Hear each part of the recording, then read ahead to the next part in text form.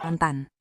Seperti yang kita lihat, ada spanduk yang tertuliskan, "Kami warga Sungai Keledang menolak keras berdirinya gereja di Kelurahan Sungai Keledang." Yang lebih menarik lagi, ada spanduk yang bertuliskan, "Jangan tuduh warga intoleran. Gereja ini dibangun tanpa izin warga. Kami warga dizolimi. IMB belum ada." Spanduk ini agak lucu ya. Gereja ini memang belum dibangun. Kok dibilang dibangun tanpa izin warga? Lalu mengaku sebagai pihak yang dizolimi dan minta jangan dituduh intoleran. Kita dengar dulu yuk beberapa cuplikan untuk memahami apa yang sebenarnya terjadi. Ini ada spanduk ya di situ ya penolakannya. Jadi sebenarnya awalnya beribadahnya orang ini Kristen ini beribadah tidak pernah diganggu sebenarnya. Sudah lama sebenarnya ini mereka beribadah aman saja gitu, nah tidak pernah ada gangguan atau apapun. Nah, jadi mereka mau mendirikan gereja. Cuman masalahnya di perizinannya itu banyak memang yang di situ ada syarat-syarat yang masih sebenarnya belum terpenuhi. Misalkan seperti ini, kemarin kan memang ada rekomendasi dari FKUB. Tapi ternyata di dalamnya itu, mereka yang harusnya menurunkan pokja-pogjanya untuk kita dampingi dan kelurahan pun dampingi, nah ternyata tidak ada di situ.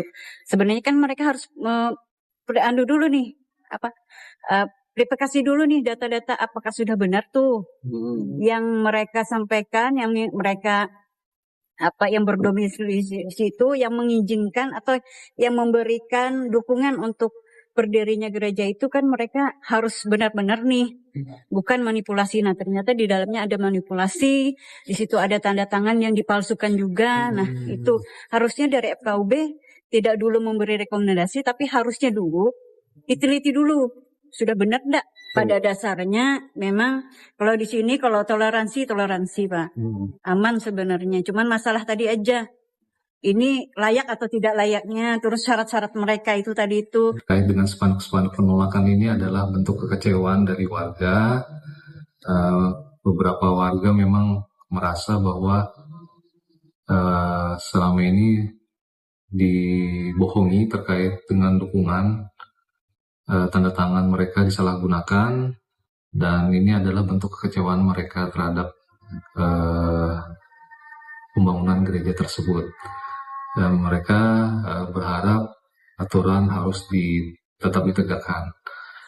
Kemudian juga untuk izin juga memang belum ada, jadi kami berharap memang perizinan dipenuhi dulu. Oke, jadi kali ini yang ingin mendirikan gedung adalah Gereja Toraja di Kelurahan Sungai Keledang, Samarinja Seberang, Kalimantan Timur. Penolakan itu diwujudkan melalui pemasangan sejumlah spanduk di berbagai titik strategis.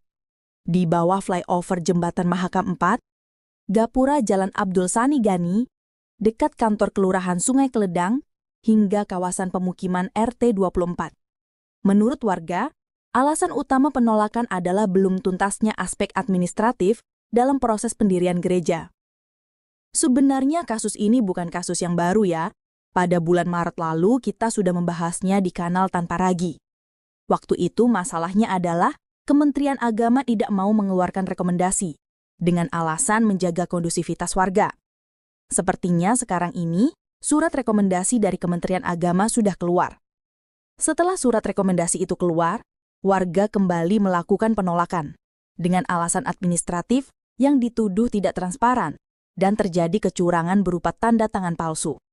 Menurut keterangan dari kuasa hukum Gereja Toraja, Hendra Kusuma, rekomendasi FKUB sudah diperoleh sejak September 2024 dan rekomendasi dari Kemenak sekitar bulan Mei atau Juni 2025. Dan jika kita lihat, spanduk-spanduk penolakan gereja itu terjadi di sekitaran waktu keluarnya surat-surat rekomendasi itu. Pertama kali terjadi pada bulan September 2024 dan pada bulan Mei 2025. Hendra Kusuma juga ditanya tentang tuduhan tanda tangan palsu. Dia menjawab begini. Sampaikan Pak, kan ada layangan soal tuduhan pemalsuan tanda tangan syarat pendirian rumah ibadah Gereja Toraja Samarinja Seberang. Mungkin bisa dijawab dulu Pak seperti apa Pak? Ya, Soalnya dari awal kita sudah selalu mengatakan bahwa kalau ada dugaan seperti itu silakan laporkan. Kita kooperatif kok. Silakan tunjukkan tanda tangan siapa yang dipalsukan, terus berapa tanda tangan yang dipalsukan. Jadi silakan tunjukkan, jangan hanya memberikan isu tetapi tidak membuktikan. Jadi kita siap kok untuk menempuh jalur hukum pun tidak masalah. Secara prosedural ya, syarat itu sudah tercukupi karena 2 rekomendasi FKUB dan Kemenak itu sudah dikantongi oleh pihak gereja. Dan bagi kami secara prosedural itu sudah sangat mengikuti aturan karena Pokja sudah turun dan itu sudah kami lengkapi dengan bukti-bukti dokumentasi ketika Pokjanya turun baik FKUB maupun Kemenak. Jadi kalau ada pemberitaan bahwa Pokja belum turun atau apa dan langsung ada rekomendasi itu sangat tidak benar. Karena kami punya bukti-bukti ketika Pokja FKUB turun ke lapangan dan juga Pokja dari Kemenak turun ke lapangan, sehingga ketika memberikan rekomendasi memang sesuai dengan prosedur. Ada Pokja dan ada rekomendasi dan ada berkas yang sudah memenuhi syarat. Seperti itu. Kami tidak hadir di RDP itu karena memang kami tidak mendapatkan undangan. Jadi ada narasi dari salah satu media mengatakan sangat disayangkan ketika pihak gereja tidak hadir. Memang kami tidak hadir karena memang tidak diundang. Jadi kami tidak dihadirkan memang. Oke sih, Pak. Terakhir nih Pak, memungkinkan untuk RDP lanjutan mungkin seperti apa Pak langkah-langkah setelah ini yang dilakukan oleh pihak gereja? Kami berharap karena kemarin sudah ada RDP dengan pihak RT Lurah, kami berharap RDP itu nanti ke depan bukan cuma kami yang ada. Kami berharap semua harus hadir sehingga kami juga bisa mendengar secara langsung apa dasar-dasar penolakan mereka dan kami juga bisa memberikan pembuktian mengenai surat-surat kelengkapan berkas yang kami sudah miliki. Kalau ada dugaan, silahkan dibuktikan secara hukum. Kami terbuka untuk itu. Mulanya ada 105 pendukung dari seluruh warga Sungai Kledang. Tapi katanya ada yang menarik dukungan sekitar 20 orang.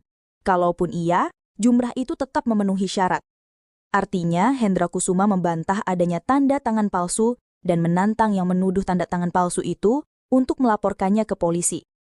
Di sisi lain, penasehat hukum warga RT 24 Sungai Kledang, Muhammad Sulianto, menjelaskan bahwa warga tidak sepenuhnya menolak pembangunan gereja, melainkan meminta adanya penundaan. Dia mengklaim adanya kejanggalan dalam proses administratif yang perlu diklarifikasi. Kata dia, intinya kami tidak menolak, tapi meminta penundaan karena dari segi formalitas dan legalitas belum tuntas. Urgensinya juga belum mendesak. Jadi masyarakat itu pada intinya bukan menolak, tapi minta penundaan. Karena pertama dari segi formalitasnya belum selesai. Shalom teman-teman sekalian, yang kita sudah saksikan bersama, yaitu tentang pelarangan-pelarangan ibadah. Teman-teman sekalian, perhatikan bahwa ada manipulasi-manipulasi terjadi. Padahal sudah ada rekomendasi dari Kemenak, sudah ada rekomendasi dari kepala desa, sudah ada rekomendasi dari warga, tanda tangan dan segala macam. Tetapi kaum intoleransi masih tetap mengatakan bahwasanya belum ada tanda tangan warga. Itu dimanipulasi. Makanya teman-teman sekalian, kita melihat tadi ya, dari pihak gereja itu tantang, silakan laporkan jika ada penipuan atau manipulasi daripada tanda tangan warga ya. Jadi teman-teman sekalian ya, ini sebenarnya mereka itu tidak setuju adanya gereja. Titik, itu aja. Ya, itu aja. Kalau tadi sudah saya bahas tentang bagaimana ceramah-ceramah para ustadz untuk melarang pembangunan gereja, ya, inilah penyebabnya. Takut mereka mendapatkan dosa jarihah. Mengalir terus kata Ustaz Abdul Somad. Ya.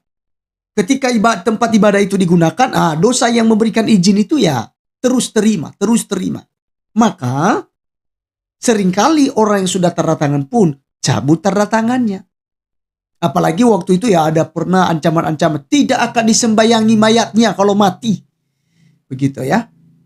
Jadi siapapun yang sudah memberikan dukungan tanda tangannya untuk pembangunan gereja, ya itu nanti akan dipersulit ya dari pihak mereka. Misalnya meninggal itu tidak diurus. Sehingga pada akhirnya berbondong-bondong tarik kembali tanda tangan mereka.